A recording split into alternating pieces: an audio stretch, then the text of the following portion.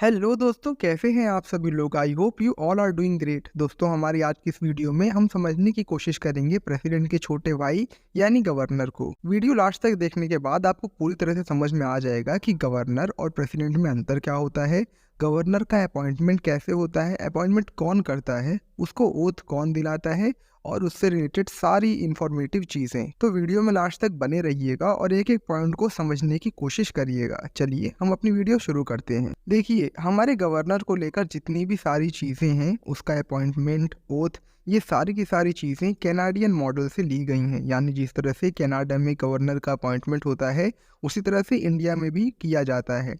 Indian constitution के article 153 में Indian governor के बारे में चीज़ें दी गई हैं और ये पार्ट 6 में है इंडियन कॉन्स्टिट्यूशन की। जो गवर्नर होता है उसे chief executive head of the state भी कहा जाता है। जिस तरह से सेंटर में प्रेसिडेंट चीफ एग्जीक्यूटिव हेड होता है, उसी तरह से गवर्नर स्टेट में चीफ एग्जीक्यूटिव हेड कहा जाता है। गवर्नर को एजेंट ऑफ सेंट्रल गवर्नमेंट भी कहा जाता है, क्योंकि वो सीधे प्रेसिडेंट को रिस्पॉन्सिबल होता है। बस वो चीफ मिनिस्टर से उसका कोई लेना देना नहीं होता है।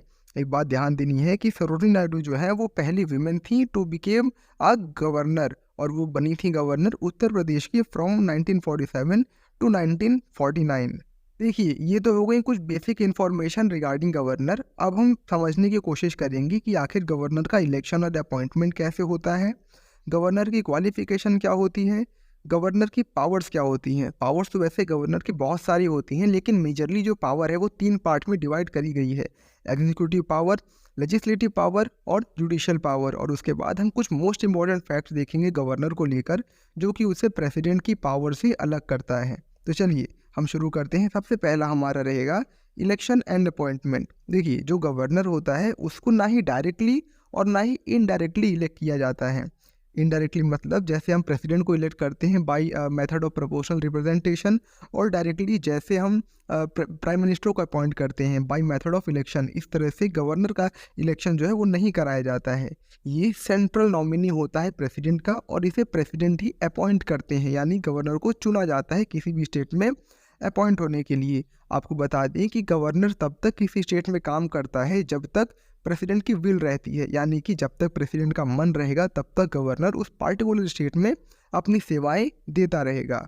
गवर्नर के बारे में सबसे पहला जिक्र गवर्नमेंट ऑफ इंडिया एक्ट 1935 में दिया गया था, और गवर्नर से रिलेटेड एक बहुत इंपॉर्टेंट सुप्रीम कोर्ट का जजमेंट आया था, जिसमें ये कहा गया था कि जो गवर्नर है, एक गवर्नर एक से ज़्यादा स्टेट का भी गवर्नर हो सकता है। यानी कि सपोज कोई पर्सन ए है, वो उत्तर प्रदेश का भी गवर्नर हो सकता है, आंध्र प्रदेश का भी गवर्नर हो सकता है। लेकिन एक बात ध्यान देने वाली है कि वो कभी भी अपने नेटिव स्टेट का गवर्नर नहीं हो सकता है।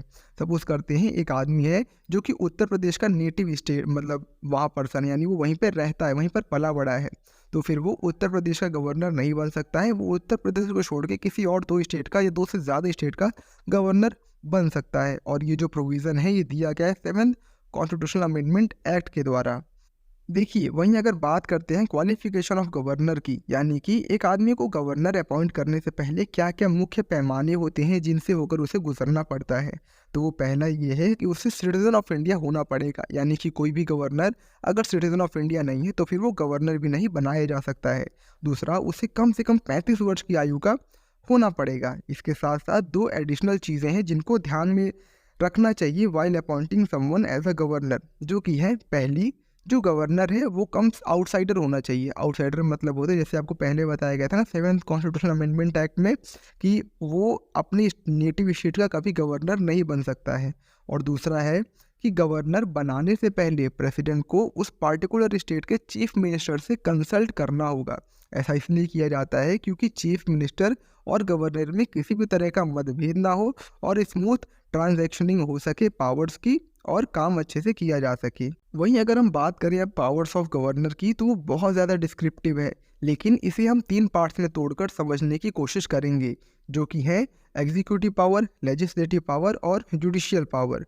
बात करें अगर एग्जीक्यूटिव पावर की, तो जितने भी एग्जीक्यूटिव एक्शंस होते हैं स्टेट के, यानी कि स्टेट में अगर किसी भी तरह का कोई एग्जीक्यूटिव एक्शन हो रहा है तो वो गवर्नर के नाम पर और उसकी सील पर लिया जाता है। यानी कि वो उस पर जो फाइनल स्टैंप लगता है वो गवर्नर का ही लगता है। गवर्नर किसी भी स्टेट में अगर इमरजेंसी इम्पोज करनी है तो उसके लिए प्रेसिडेंट को रिकमेंड करता है। कोई भी गवर्नर किसी भी स्टेट का मतलब कोई भी गवर्नर जो होता है वो किसी भी स्टेट की यूनिवर्सिटी का चांसलर बनाया जाता है। और कोई भी गवर्नर किसी भी स्टेट में ट्राइबल वेलफेयर मिनिस्टर अपॉइंट कर सकता है। सपोज अगर कोई आदमी गवर्नर है उत्तर प्रदेश का, तो उत्तर प्रदेश के गवर्नर के पास इतनी पावर होती है कि वो ट्राइबल वेलफेयर मिनिस्टर और बहुत सारे ऐसे मिनिस्टर्स को अपॉइंट कर सकता है जिनसे उस पार्टिकुलर स्टेट की किसी स्पेसिफिक रीजन का या वहाँ के किसी स्पेसिफिक आदमी का डेवलपमेंट बहुत अच्छे से किया जा सके। वहीं अगर हम बात करते हैं गवर्नर के लेजिस्लेटिव पावर्स की, तो गवर्नर डिसाइड करता है कि कब किसी भी मेंबर को स्टेट की लेजिस्लेटिव असेंबली से डिस्क्वालीफाई करना है। वो 1/6 मेंबर स्टेट लेजिस्लेटिव काउंसिल में भी अपॉइंट करता है। वो स्टेट फाइनेंस कमीशन और ऐसी जितनी भी कमीशंस होती हैं उनकी रिपोर्ट ले डाउन करता है, यानी कि प्रस्तुत करता है। और वो एक आदमी अपॉइंट करता है from Anglo Indian community to state legislative assembly. आप यहाँ ध्यान दे रहे होंगे कि गवर्नर की जो पावर है वो प्रेसिडेंट से बहुत ज़्यादा मिलती जुलती हैं। अगर आपने प्रेसिडेंट वाली वीडियो नहीं देखी तो प्लेलिस्ट चेक करिए, वहाँ प्रेसिडेंट वाली वीडियो है, आप पहले उसको देखिए फिर उसके बाद इसको देखेंगे तो आपको ज़्यादा अच्छे से समझ में आएगा और आप एक कंपेरेटिव एनालिसिस कर पाएंगे। करने से पहले मैं आपको कुछ इंपॉर्टेंट चीज़ें बताना चाहूँगा जो कि अगर आप चाहें तो सुन सकते हैं, नहीं तो आप स्किप करके मेन वीडियो पर भी जा सकते हैं। दोस्तों, मैं लक्ष्मीकांत के हर एक चैप्टर का 10-10 मिनट में वीडियो एनालिसिस लाने वाला हूं, जिसमें हर एक चैप्टर का जो ओवरव्यू है वो आपको दे दिया जाएगा। अगर आप नए बिगिनर हैं पॉलिटी समझने के लिए तो पहले आप वो वीडियो देखिएगा, उसके बाद अगर आप लक्ष्मीकांत पढ़ेंगे तो आपको चीज़ें बहुत ज़्यादा आसानी से समझ में आएंगी और याद रहेंगी। और इसीलिए आप चैनल को सब्सक्राइब कर लीजिएगा ताकि जब भी मैं ऐसी वीडियो अपलोड करूँ तो आपको पता चल जाए। चलिए अब शुरू करते हैं अपनी मेन वीडियो को। बात करें हम जुडिशियल पावर्स की, तो गवर्नर जो होता है वो स्टेट के जुडिशरी में जितने इंपॉर्टेंट काम होते हैं सारे के सारे वही करता है। फॉर एग्जांपल चीफ जो जज वहाँ पर जजेस होते हैं उनका अपॉइंटमेंट करना, जो जुडिशियल सर्विसेज होती हैं उनमें जो उनकी सैलरी होती है उसको अपॉइंट करना, जुडिशियल सर्विसेज के लिए वैकेंसी निकालना, पार्डनिंग पावर देना, ये सारी की सारी पावर जो होती है वो गवर्नर की होती है। आपको ध्यान देना है कि जो प्रेसिडेंट की पार्डनिंग पावर है यानी क्षमा शक्ति है वो आर्टिकल 72 के अंतर्गत है, वहीं जो गवर्नर की पार्डनिंग पावर है वो आर्टिकल 161 के अंतर्गत है। प्रेसिडेंट के पास ये शक्ति होती है कि वो किसी की भी जो डेथ सेंटेंस होती है यानी अगर किसी को मौत की सज़ा दी गई है तो प्रेसिडेंट के पास ये शक्ति है कि वो उसको भी खारिज कर सकता है, जबकि गवर्नर के पास ऐसी कोई शक्ति नहीं है। तो इसी के साथ जो पावर्स हैं गवर्नर की, जो बेसिक पावर्स हैं वो हमने ख़त्म करनी है। अब हम देखेंगे कुछ most important facts regarding governor. तो देखिए, पहला तो ये है कि 1979 में सुप्रीम कोर्ट ने ये डिक्लेयर किया था कि कोई भी एक पर्सन एक से ज़्यादा स्टेट का गवर्नर बन सकता है, जिसको बाद में 7th कॉन्स्टिट्यूशनल अमेंडमेंट एक्ट भी बताया गया। और इसके पहले हमने इस बारे में 2 बार जिक्र किया है।